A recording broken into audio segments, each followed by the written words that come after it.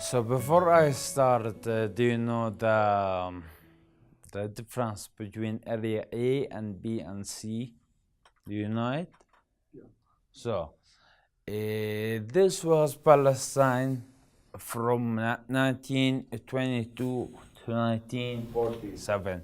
The green is Palestine, the white is Israel. Israel became to come to Palestine as trailer, as I don't know what else, but this is what the situation. In 1947 and 1948, this when the Nakba happened, Israel took those land and remained there. So those are considered the 48 borders of Palestine. In 1949 until 1967, the West Bank and Gaza left for the Palestinian, while the rest is for Israel. And nowadays, from 67 to nowadays, you can see the West Bank is filled with settlement. But there is a settlement called Gosh Atzion. It's started before of started in 1948. So here you can notice here. So you must notice white spot also here. When the Palestinians negotiate Israel for their rights, they are asking for this, for the 67 border, which are the West Bank and Gaza and free from settlements. So I will talk about an example of the occupation. I will talk about my town, Beit Ummar, which is located in this area between Hebron and Bethlehem city. And this is a picture for my town, Beit Ummar. And here is a map. Maybe it's complicated for you to understand, but here is Beit Ummar. This is all Beit Ummar, and the blue spots are settlements, and the settlements only realized in the West Bank. There is no settlement outside of the West Bank. Outside of the West Bank are Israeli cities, but inside of the West Bank there is a illegal Israeli settlement. So Beit Ummar is mostly is an agricultural town, almost consists of 19,000 people. 70% of this population are farmers, who most of these farmers own lands in Area C. Area C, which is controlled by Israeli. They cannot build houses or do even agricultural practices over there. So most Beit Ummar is located in area B and C, and this is only on the maps, but in real life everything is C, because everything is controlled by the Israeli army. Like example, the water issue in Beit Ummar, the water is controlled by the Israeli army. We in Beit Ummar get the water once every 2 weeks. And even that, we consider ourselves lucky, because other villages will take the water once every 2 months.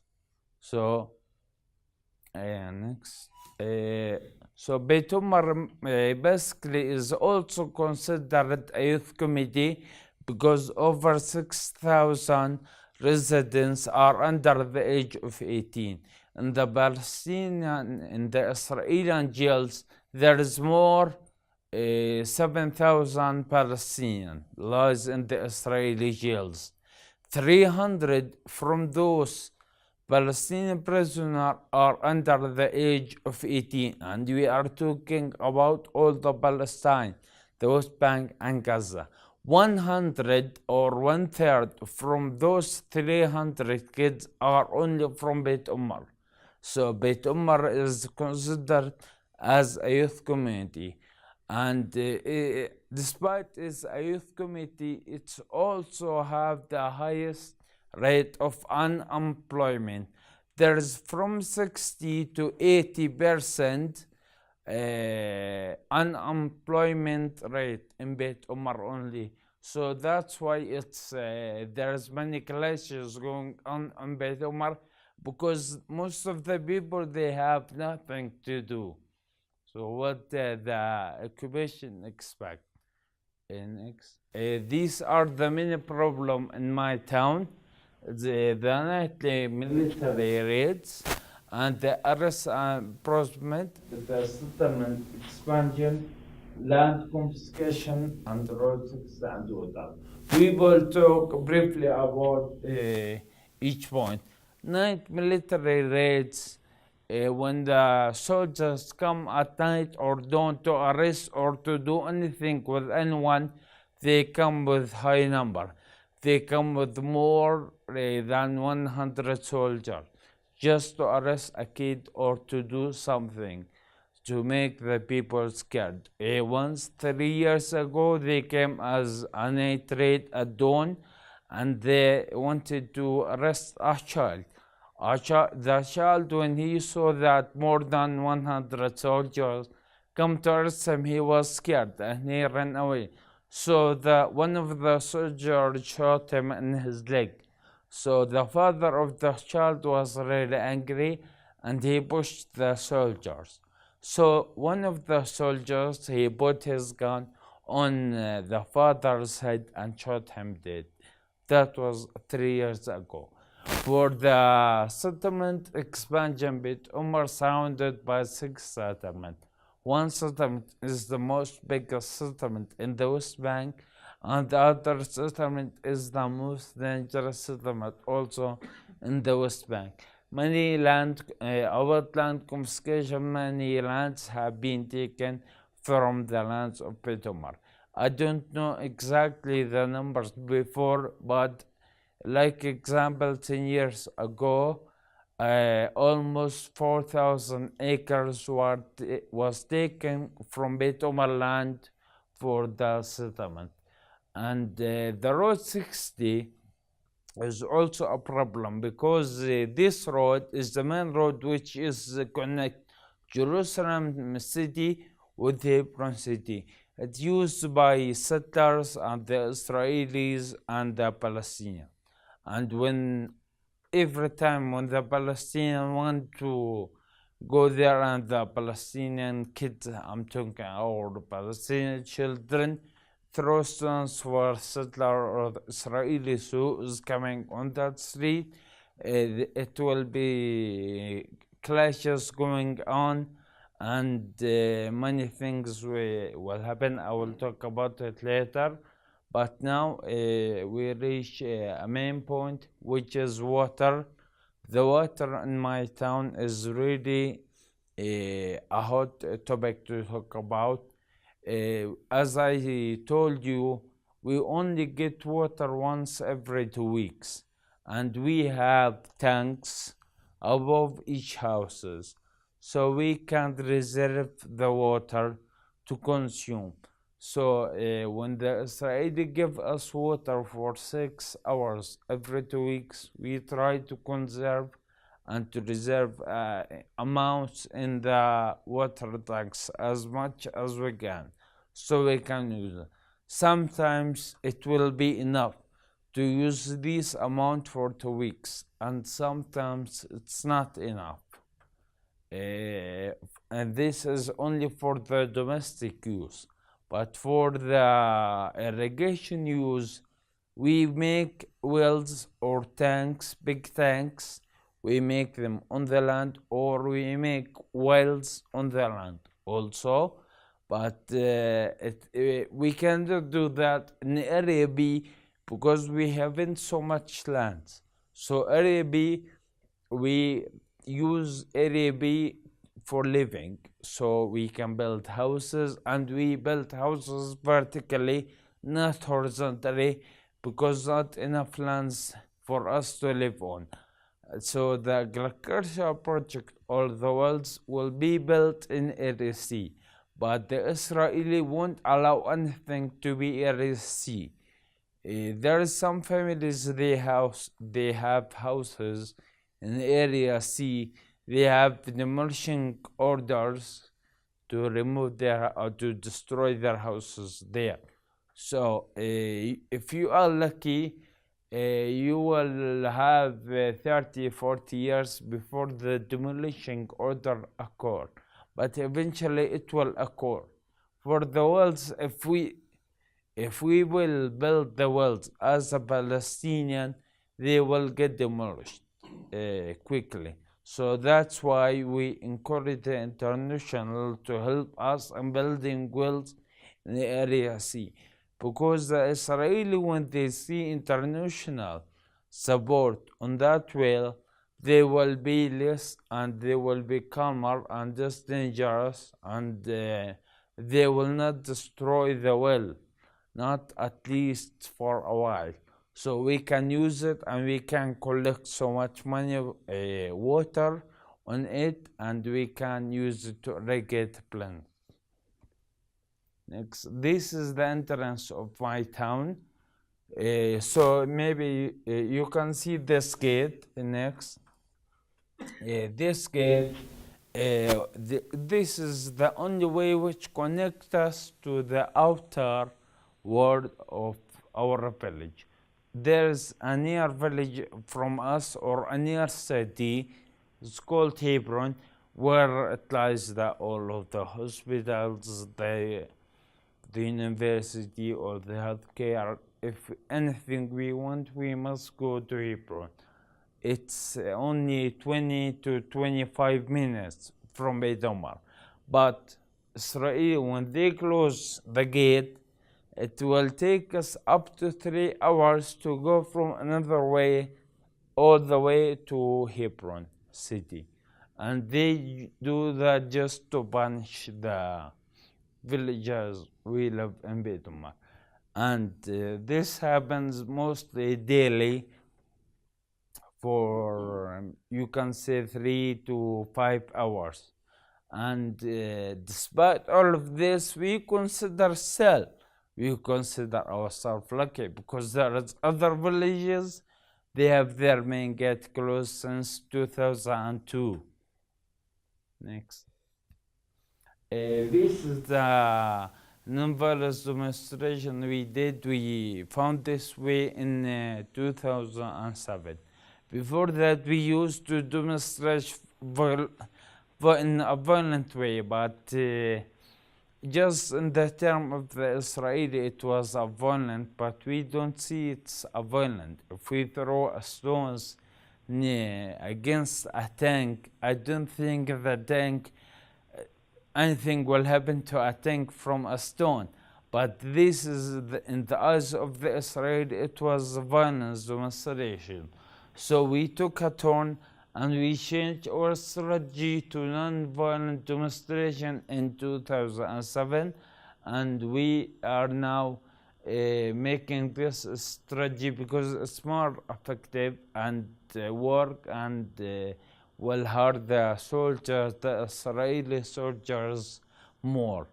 Because they don't like to see the Palestinian just demonstrating and shouting words without doing anything, especially if there is international support of us and media, they will become so scared. And this is also a way for the non-violence demonstration. This demonstration, we do it on the Road 60 or the main road for our right movement, because the Israeli, they control the main road, or Road 60. So we thought we will let them taste a little about what we tasted daily. So we blocked the road and we closed the main road for 5 hours. In each demonstration, the Israeli soldiers, they will take us and they will beat us. Sometimes they will arrest us. That's why in each demonstration, we try to get the international presence with us and the media cover with us, so they will become calmer than before. But most of the time it works, but sometimes it doesn't work, and they will arrest us and arrest them together. And sometimes there is Israeli activists who come to demonstrate with us, and when they also arrest them, they will arrest them only for 1 hour. And if they take Palestinians from a demonstration, they will arrest them for 1 month or so. Uh, this is demonstration next here, and in this demonstration we try to deliver a message for the soldiers about the children arrests, but in this demonstration they arrest children. We had so many children with us in that demonstration, and we wanted to deliver our message for the soldiers, but I don't think it was being hard because they arrest children from that demonstration. Can you talk about your brother? My brother, he was 13 years old when he was first time he was being arrested. Before they took him to the jail, they hang him for 7 hours, and they beat him. After that, they took him to the jail for 3 years, and he was charged for 3 years only for throwing stones. I myself got beating so many times in non-violent demonstration. Nowadays, I really effect from brain injury. The part is responsible for balancing because of their beating on me.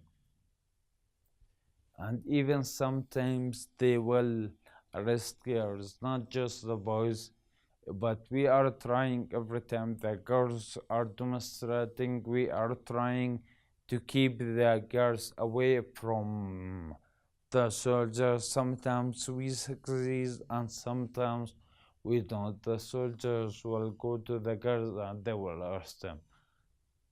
Yeah. And this picture was took action in the night, where the soldiers they come and they arrest the kids, and mostly the kids from our town. Despite I said there is 100 children in the whole Palestine is only from Beit Ummar in the Israeli prison, but also sometimes, and most of the times, the Israeli will arrest children just for a few weeks or few days. These incidents, we don't count them. We count only when they sense the children more than 5 months or so. But these incidents, we don't count them. But dozens of these kind of incidents it took place. Like example, also this was the kid name is Hamza Abu Hashim. He was attacked by the dogs, and do you see the dogs? When we tried to raise a case in the Israeli court, it was simply rejected, and they say that it was on the self-defense, but I don't know what they were defending. I think he was throwing stones, and they are carrying guns. So they were defending.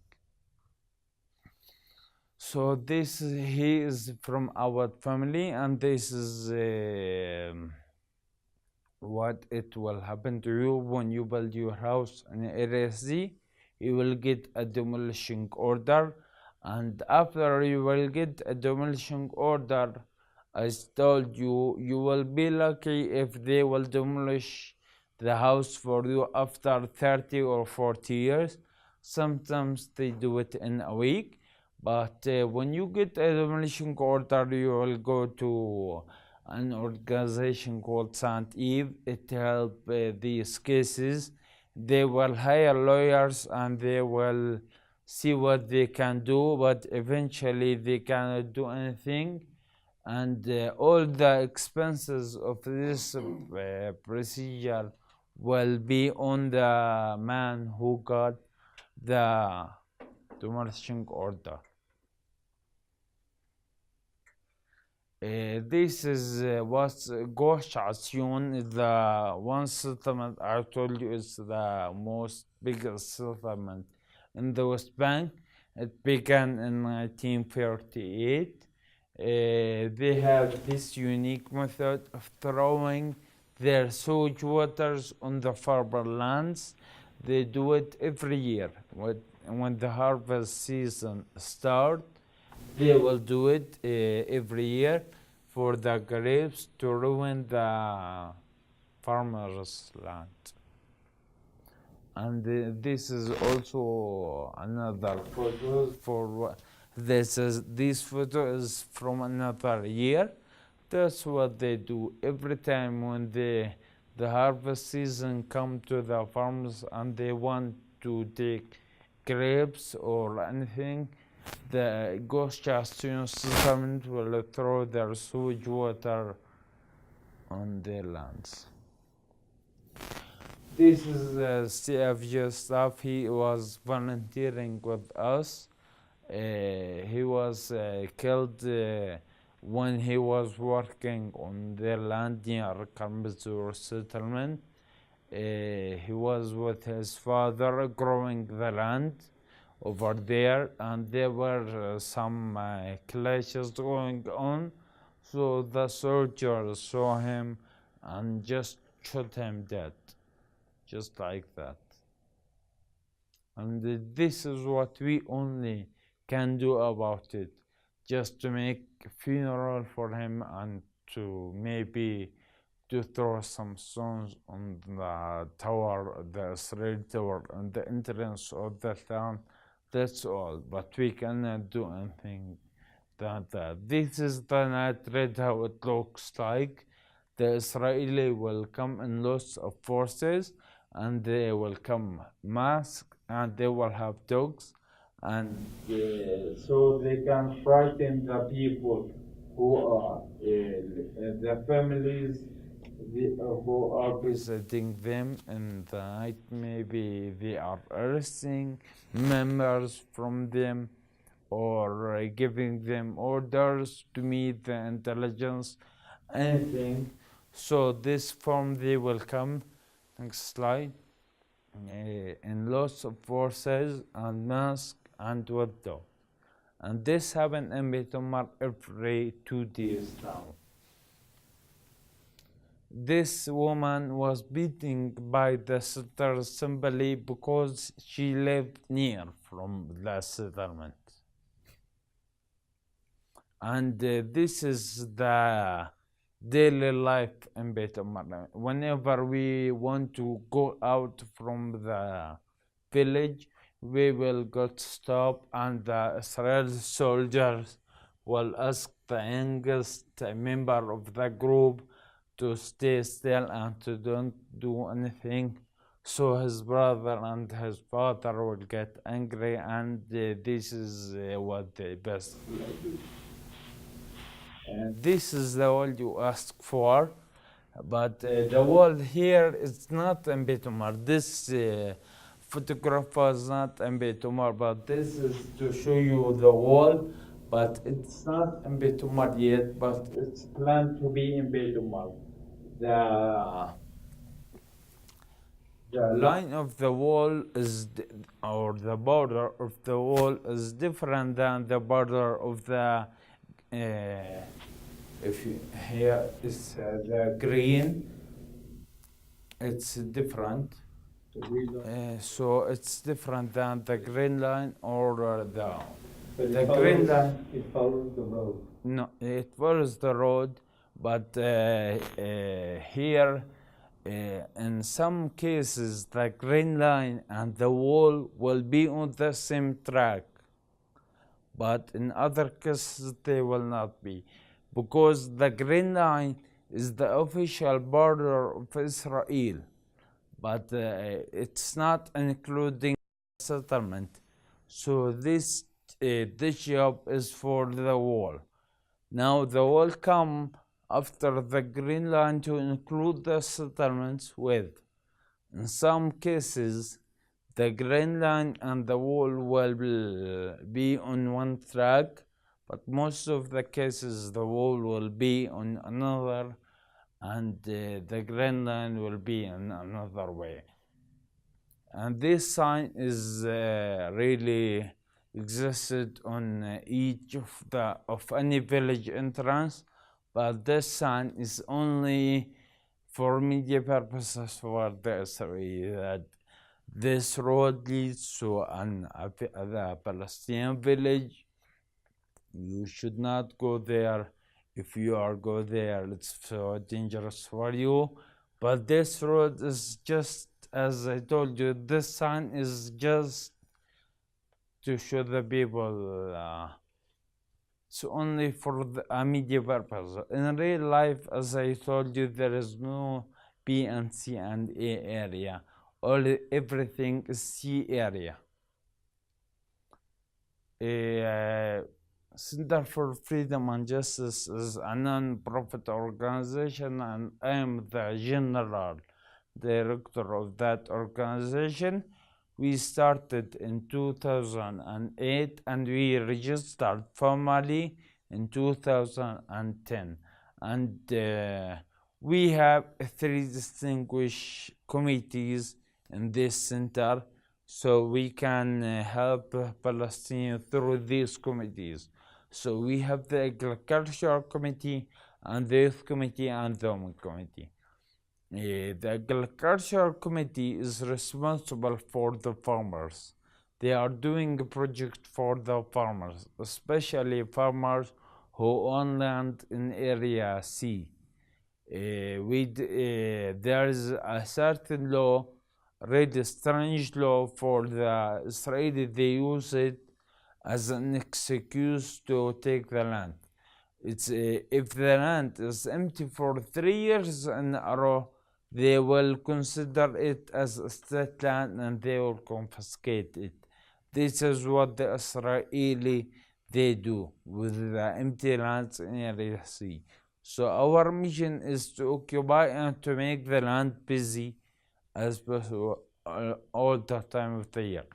Most of the time we success, but once if Israeli decided that they want that land, they will take it despite any effort we do.